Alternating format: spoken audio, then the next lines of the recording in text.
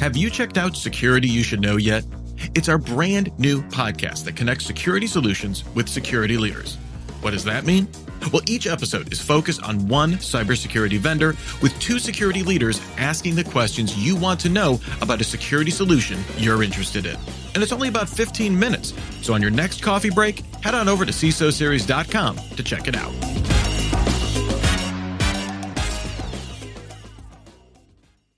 Biggest mistake I ever made in security. Go. This is my fourth Zero Trust world. At one point, at one stage in the first one, I managed to get involved in trying to help someone set up and make a Wi-Fi pineapple work. There's a few giggles out there. So after that, I somehow managed to be promoted to the position of Chief Pineapple Officer. So I've basically spent about half of all the Zero Trust worlds locked in a room getting kicked in the nuts by a pineapple repeatedly. And can I just say, the best thing about this Zero Trust world has been that I managed to offload that pineapple task to somebody else. John, I'm sorry. So all I can say is I'm so thankful that it was somebody else this year who was getting kicked in the nuts by a pineapple and not me. It's time to begin the CISO Series podcast, recorded in front of a live audience in Orlando.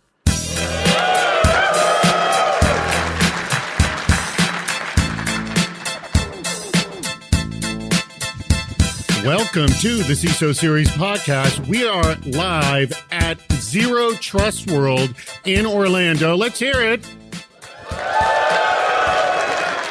My name is David Spark. I'm the producer and host of the CISO Series. And sitting to my immediate left is playing the part of my guest co-host. It is none other than the CISO for iHeartMedia, Trina Ford. Let's hear it.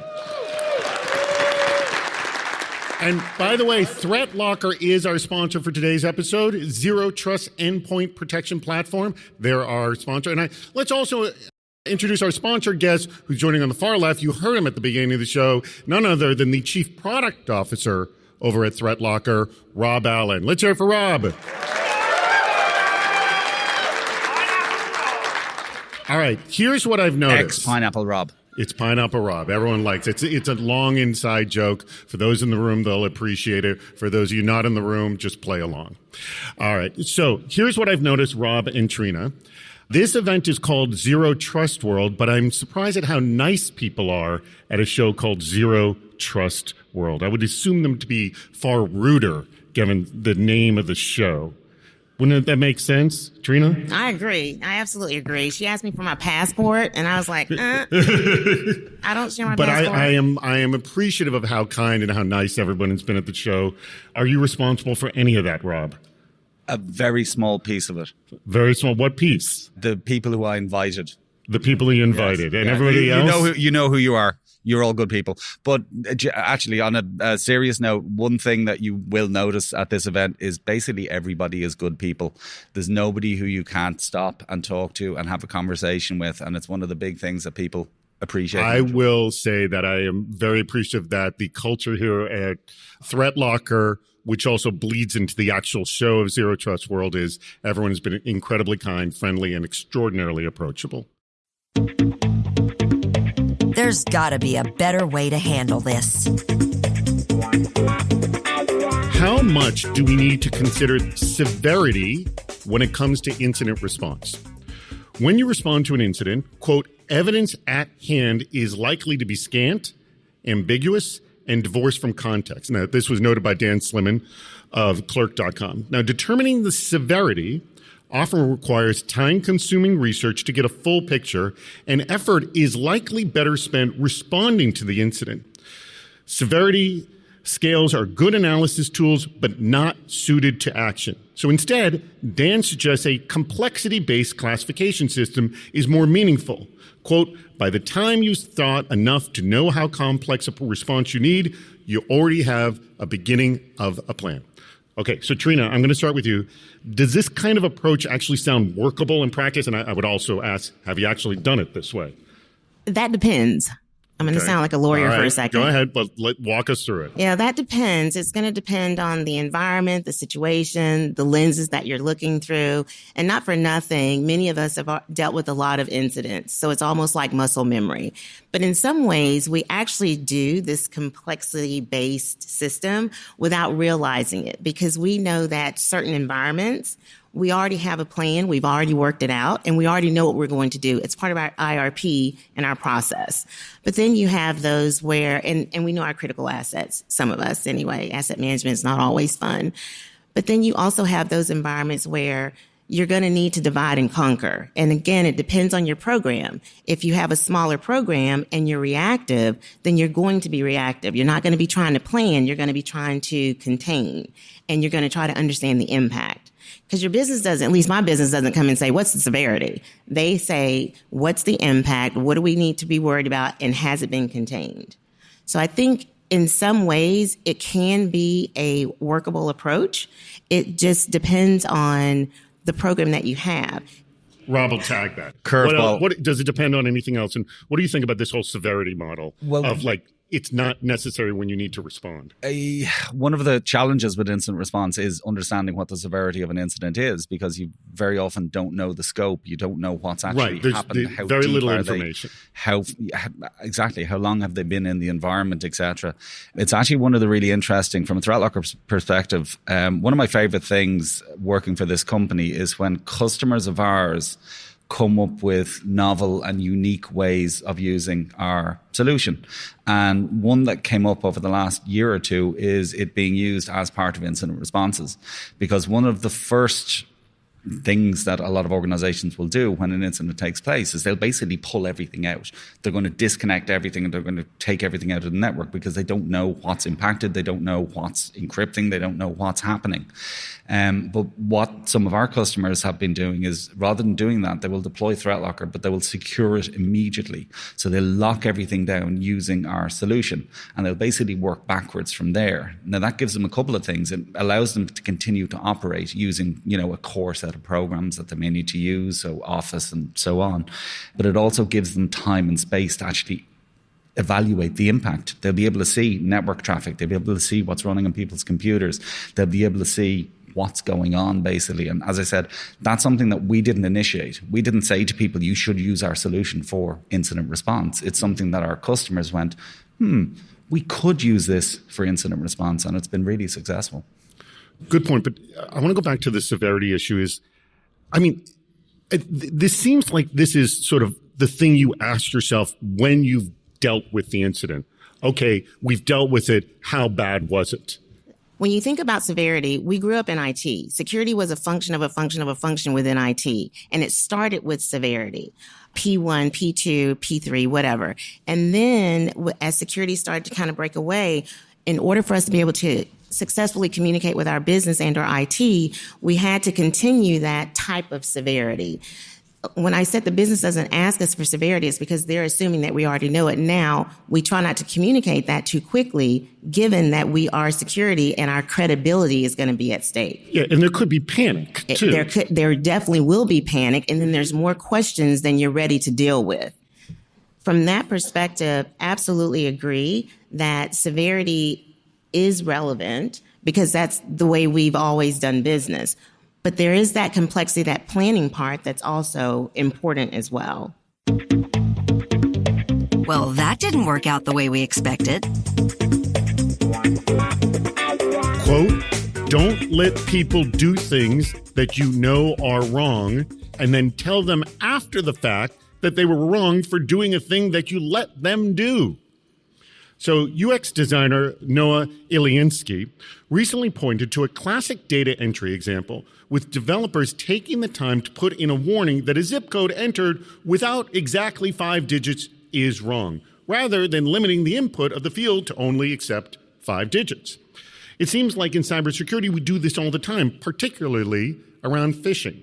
Don't click on links in emails, where links in emails are designed to be clicked. So I'll start with you, Rob, on this one. It's kind of an anti-pattern here. So what are some of these other anti-patterns in cybersecurity, like things we tell people not to do, yet we make it very available for them to do it? And is there a way we can do better?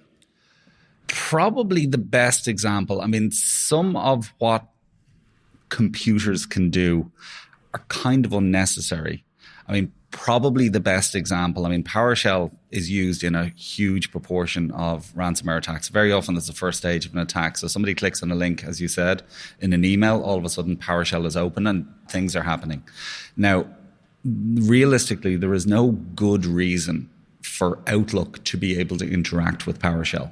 But somebody in Microsoft, in their infinite knowledge and wisdom, decided it would be a really good idea to put in a system whereby Office can interact with PowerShell.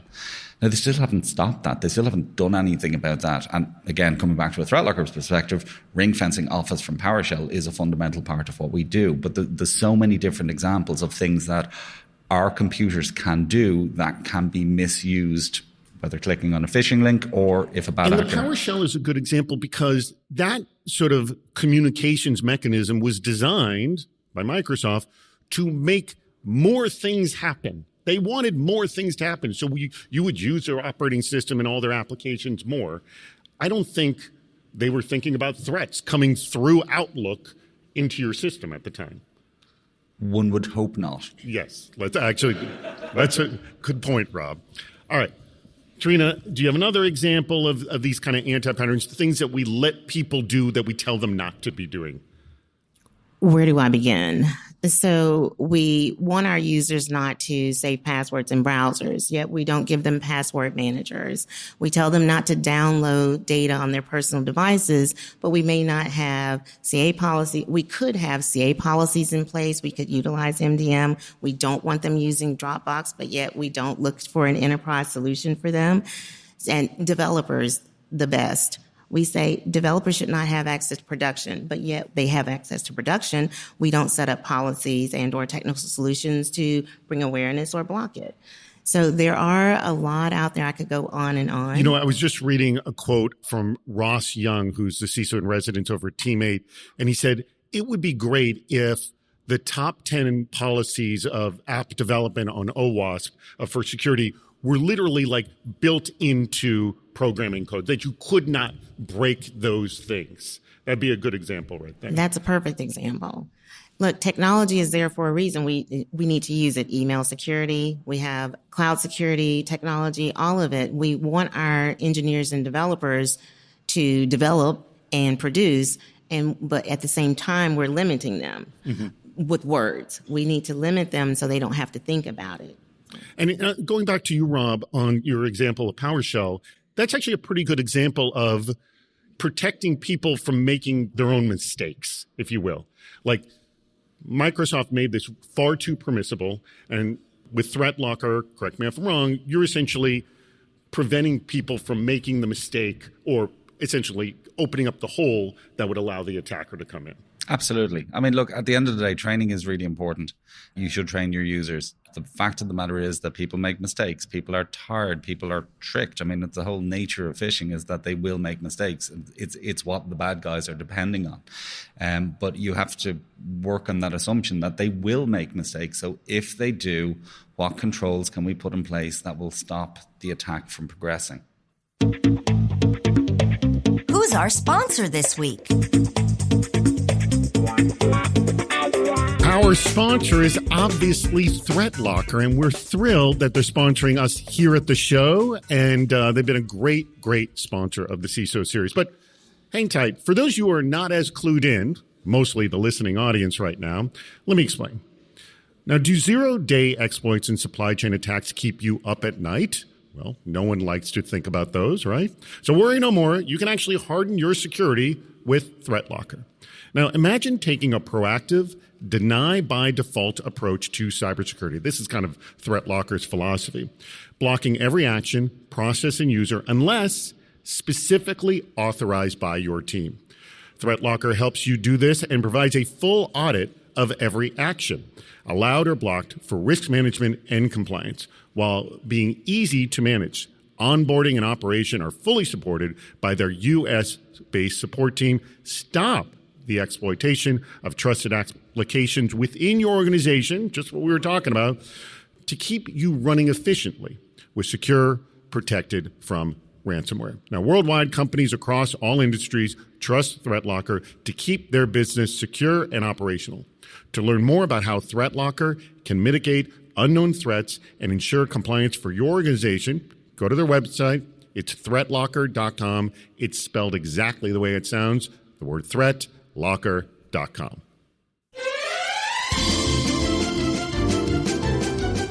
It's time to play What's Worse?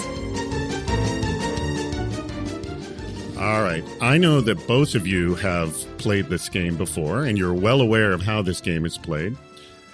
So I will explain it to the audience who is not aware of it. Essentially, I'm going to read two horrible scenarios. They both stink. You're not going to like either one of them.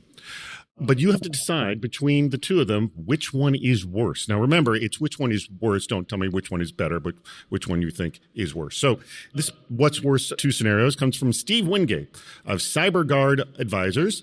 And here's the first scenario. And by the way, Trina, you'll be answering first. All right. Scenario number one. Your organization has implemented a strict zero trust architecture, enforcing granular access controls, microsegmentation, and continuous authentication. Sounds good. However, frequent access denials occur for legitimate users, causing frustration and work delays. IT is overwhelmed with access requests and troubleshooting authentication failures. Developers and security teams clash, don't they always, as security controls slow down code deployments and system updates, and business operations are impacted, leading to missed deadlines and a drop in customer satisfaction. Okay, that's not good. Here's another bad scenario. Your organization claims to follow zero trust principles, but has taken a very lax approach to implementation. So excessive exceptions are granted, many for legacy systems to avoid disruption.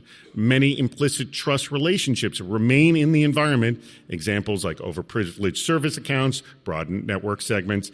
MFA is inconsistently enforced, and there are many exclusions in conditional access, and security alerts are ignored or minimized. All right. Tell us, Trina, which one is worse? The first one. Okay. Why is that one worse? From a practical perspective, the second one is not good either.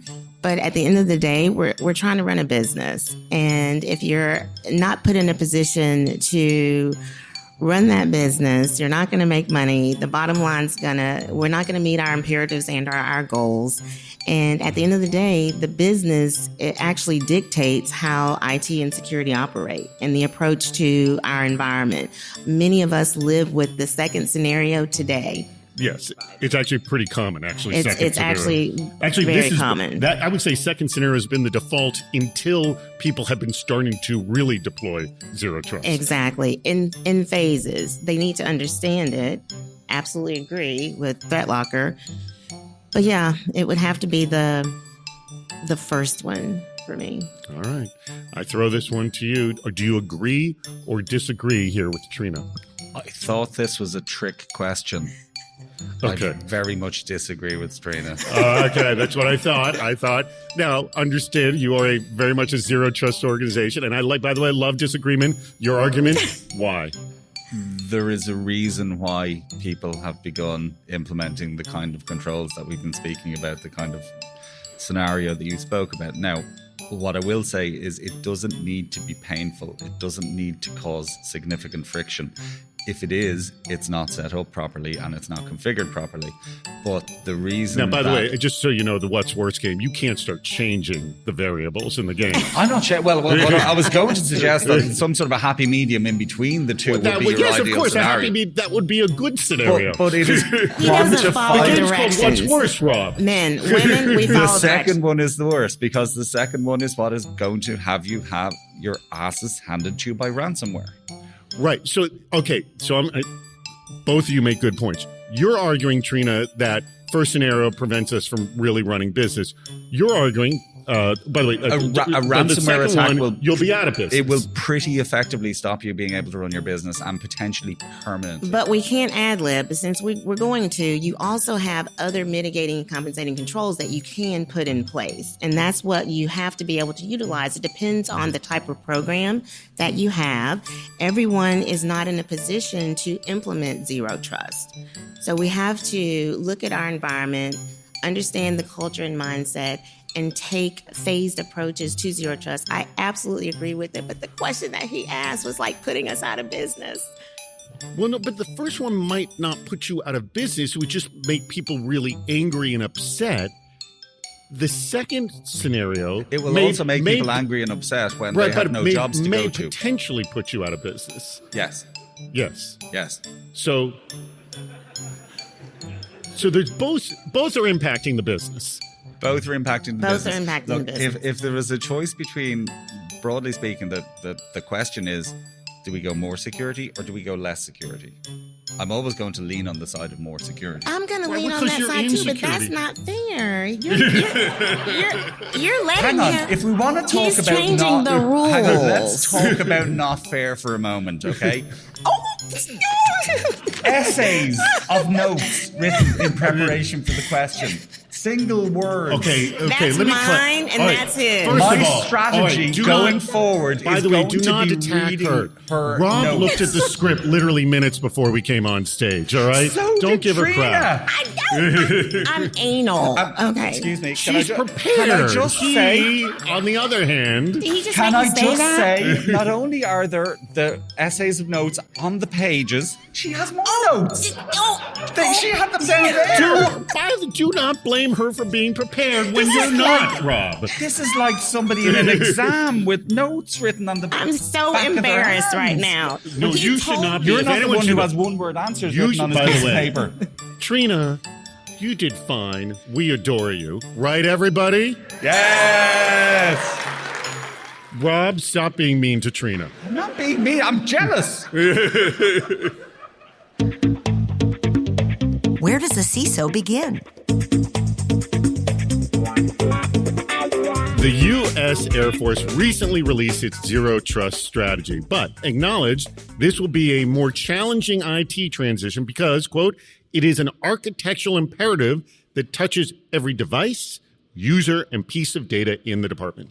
Now, the strategy document knows that there are a lot of potential problems that could derail its efforts, citing, listen to this, institutional resistance, lagging development of automated data management tools, near non-existent endpoint security systems for IoT, and a lack of open standards. Oh, and the reality that it can't afford to refit its data centers until 2028.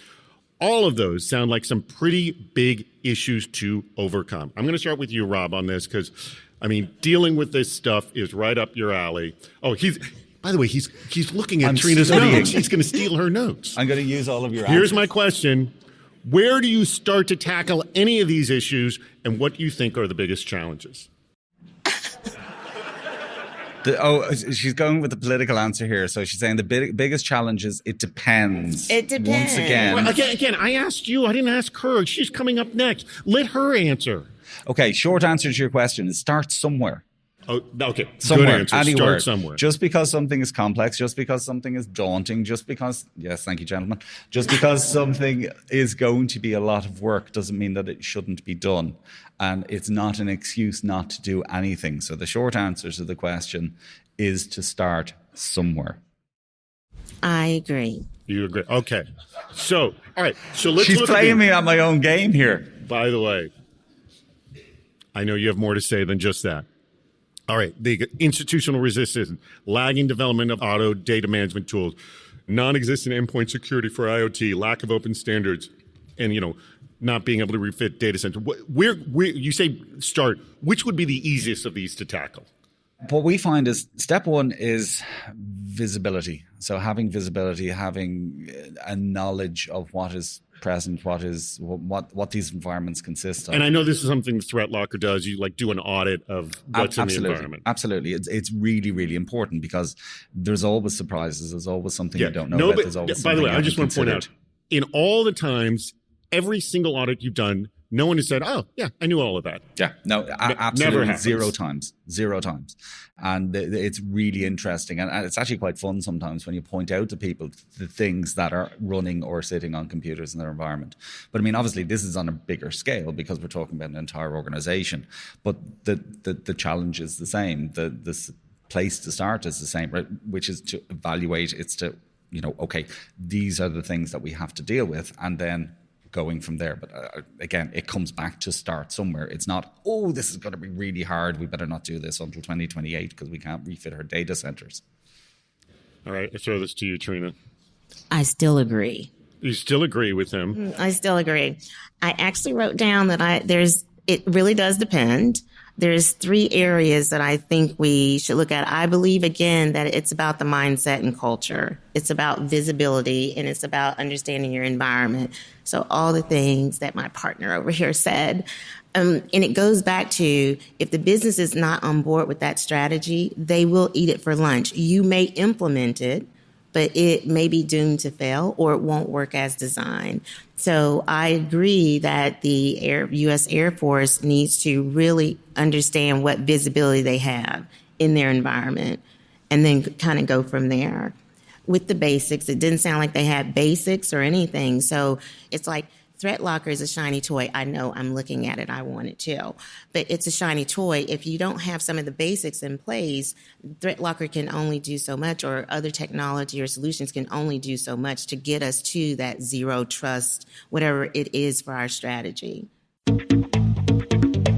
Can't we all just get along?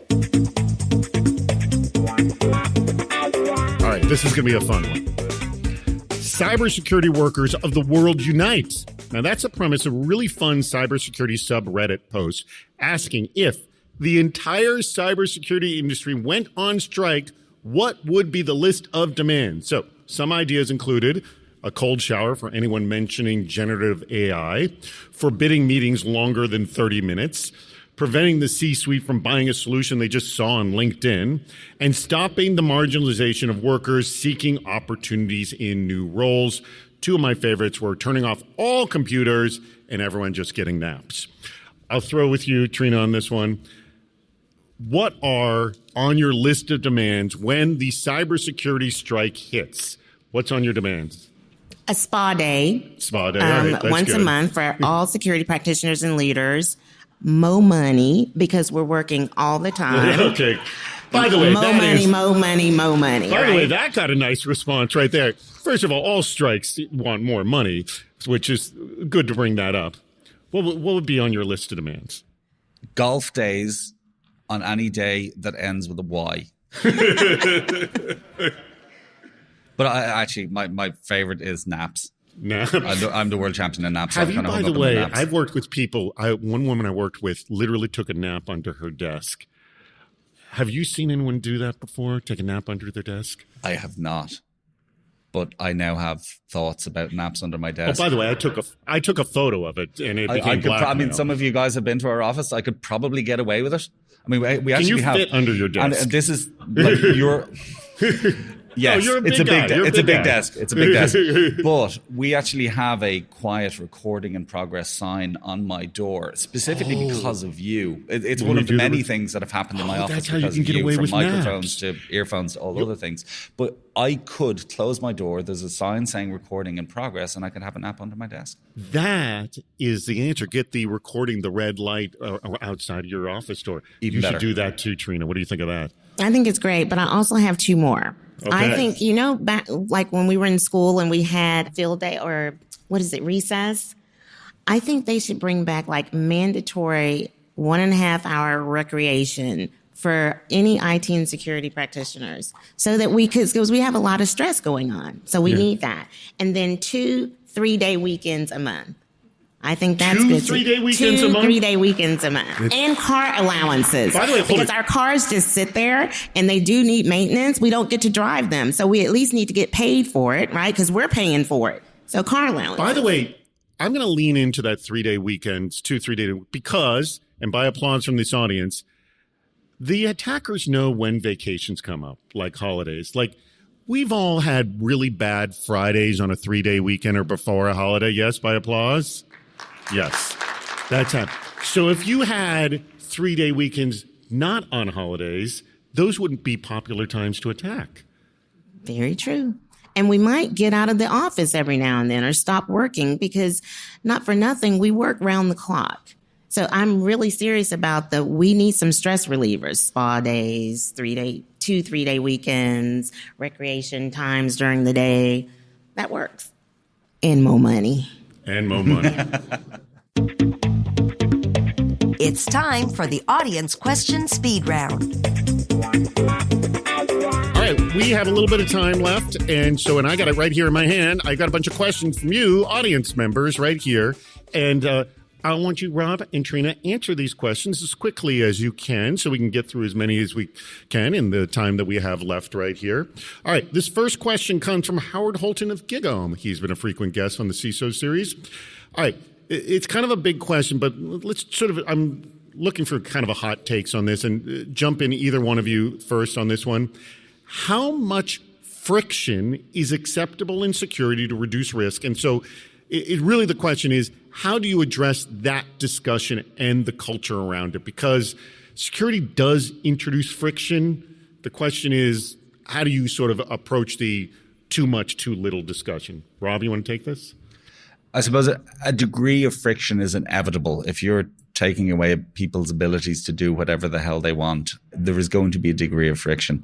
I mean, from our perspective, some of the new products we announced this week, they are designed to take away some of that friction. So the likes of the user store we just added, letting people go, download the software they want to download. In fact, knowing what software they can download is about reducing that friction. So it is something we're conscious of, but it's also something we're working towards fixing. All right. What do you think? How do you address this issue?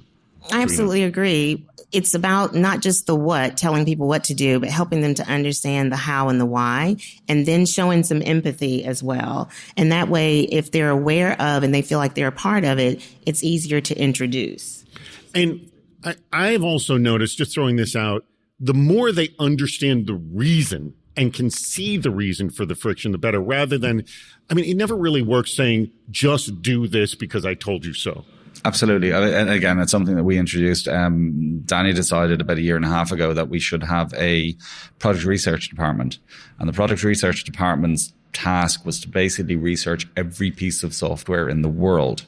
Now, it's a pretty unenviable task because there's a lot of software out there, but they found just general information about various things. So this coupon clipper is made in China. So when we actually block a user from running a coupon clipper, we actually say, well, look, this is a coupon clipper. It's made in China. Do you want to request access? So the idea behind that is the user will go, maybe I shouldn't actually try and run that coupon clipper, and maybe I shouldn't send a request through to the IT department to allow me to do so.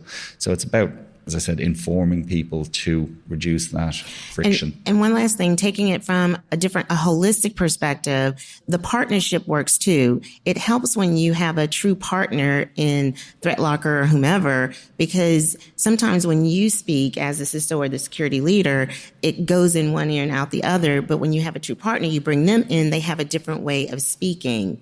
And that kind of eliminates some of the friction as well. Good point. All right. From John Caballero of Terra Cyber. And I really like this question. And actually, there's two different angles for both you to answer. You from the product side and you, Trina, from the protect side. Do you look at huge public attacks, your target attacks, your any other, big attack that happens? Do you look at these as teachable moments for your product and company? So for example, like, if this happened to us, would we be able to handle it? And then similarly, if this happened to one of our customers, would ThreatLocker be able to handle this? Or do we need to adjust the product to handle these kinds of attacks? Trina, you want to start? Yes, I use them as teachable moments, and I take advantage of them as well. It's an opportunity for me to share with our leadership our actual defenses that we have in place and how we would have fared in that same situation. Usually it's not the same or it's not as good. And then I take the opportunity to say what technology I know that's out there that would help us in that situation. So the simple answer is yes. And Rob, have you done this? And if you looked at it and go, the product should be adjusted to better handle this. Absolutely. There's always new tools and techniques that are being used by threat actors. But the teachable moments thing, basically every event is a teachable moment. One of the problems we have is that it's only the really big ones that get people's attention. It's only the really big ones that end up on the news. So you're talking about your colonial pipelines, for example.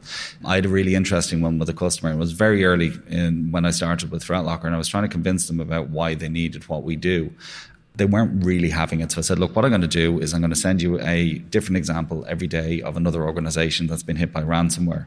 So I did it for 4 days of the week. And on the 5th day of the week was a Friday. That Friday, the Irish Health Service, the HSE, got wiped out in a ransomware attack. It was everywhere, news-wise. That customer said yes on the spot because that was a teachable moment for them. All right. This comes from Dan Powers of Full Sail University, and he actually helps students find their first jobs in cybersecurity. And so this question is related to that.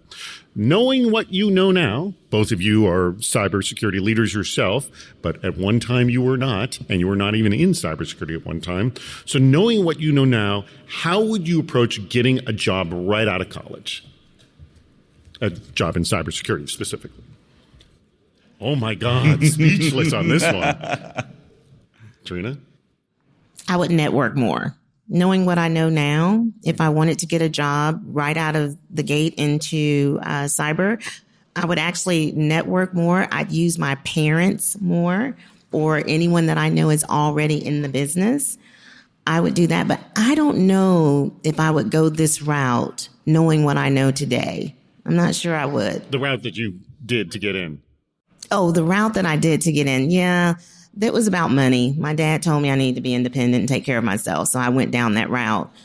But now I would probably, if I'm going to end up here anyway, then yes, I wouldn't go the route I did. It took too long. I'd just cheat and find people who like me and kind of get promoted that way. Serious. I like that technique.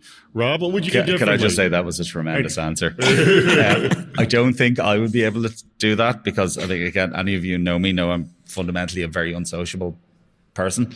Not true. So I don't know if I could do that. But I suppose the route that I took, which was basically starting at the very bottom, starting as a humble engineer in an IT company and basically working my way up through that organization, doing different things. When I got bored with just ordinary IT, moved into sales. That gave me skills in dealing with people. Then when I moved to ThreatLocker, probably a little bit later than was ideal because I was 18 years in that company, but it gave me a good grounding. It gave me a good place to start, I suppose. But then I think what's really important is being outside of your comfort zone. So if you'd have told me 4 or 5 years ago that I'd be sitting in front of a room of people on a live podcast, I would have laughed at you because the very idea would have terrified me. Now it's second nature. Now, again, it's just a day of the week that ends in Y. But that comes from being outside of your comfort zone. And the point is, or the fact is, at this stage, I don't even know where my comfort zone is. It's that far out of sight. But doing that, I think, helps you grow. And anything you can do that will help you grow will help you succeed. All right, very last question. You ready? Here we go. Comes from Zachary Kinder of Net Tech Consulting. Oh, God. Who is that? Well, you don't want to know. He's a perfect, love you, buddy. He's a perfectly nice guy, great supporter of ThreatLocker. And here's his question, and I like this one. What is the toughest part of your job? Don't look at me. He's gone first to you and everything. I need to think about this. Me too. Your turn. Oh, God. What is the toughest part of my job? It's changed somewhat. So for the first 3 or 4 years, I was with ThreatLocker, I used to travel a phenomenal amount. We used to do events all over Europe, and I'd pretty much spend the entire week out of home, away from home. And that was tough. That was really hard. It also had a very serious impact on my golf game because when I actually got back, I felt guilty about going out to play golf at the weekend. So once upon a time, I play golf during the week, I play golf at the weekend. That just all went out the window. So my handicap skyrocketed, which makes me very sad. But travel in general, and a lot of travel does take it out of you. And being away from home, being away from family, it is hard. Trina, your toughest part of your job? Let's see, how do I say this? It's the limitations that come with being a chief information security officer. We have a lot of accountability and responsibility, and we have some authority, but we're not positioned to make the changes that we need to make. And that's really tough sometimes, just kind of being in this role and not being able to make the changes that you know are necessary, and oh my goodness, always having to explain, Well, you're the chief communicator as well. Well, that's true too. Well, that brings us to the very end of the show. Let's hear it from my guest, Trina Ford, CISO, over at iHeartMedia, and Rob Allen, who's the Chief Product Officer of ThreatLocker. ThreatLocker has been our sponsor for today's episode. We greatly appreciate ThreatLocker's sponsorship and support of the CISO series. Let me just close and ask Trina and also Rob, are you hiring? Absolutely. You're hiring. So actually, if you see her, for those of you here in the room looking for positions, talk to Trina. And I know, as I understand it, ThreatLocker, you're always hiring. Is that true, Rob? We are never not hiring. Never not Hit hiring. us up. That's good. All right. Well, if you're looking for jobs, both Trina and both Rob are looking as well. We greatly appreciate both you being on stage, ThreatLocker, and honestly, everyone here at Zero Trust World could not have been nicer. We greatly appreciate it. Wait, before we go, I do want you to reiterate, you made a big announcement yesterday. Please tell us. We made many big announcements yesterday. Give us just the highlights. Burn through them. We've added web filtering to our product portfolio. We've added patching to our product portfolio. We've improved many parts of our product enhancements. Again, things like the store, which are going to reduce friction for users. So we've a bunch of new stuff. Everybody should check it out. Check out the new stuff from ThreatLocker. I know everyone I've spoken to here is very excited about it. Again, thank you to ThreatLocker. Thank you to my guests, and thank you to the audience here at Zero Trust World. We greatly appreciate your contributions and listening to the CISO Series podcast.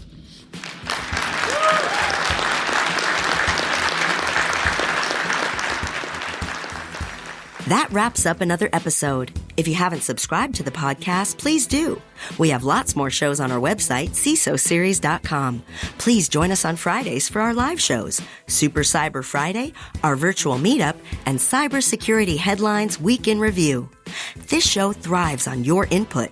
Go to the Participate menu on our site for plenty of ways to get involved, including recording a question or a comment for the show. If you're interested in sponsoring the podcast, contact David Spark directly at david@cisoseries.com. Thank you for listening to the CISO Series podcast.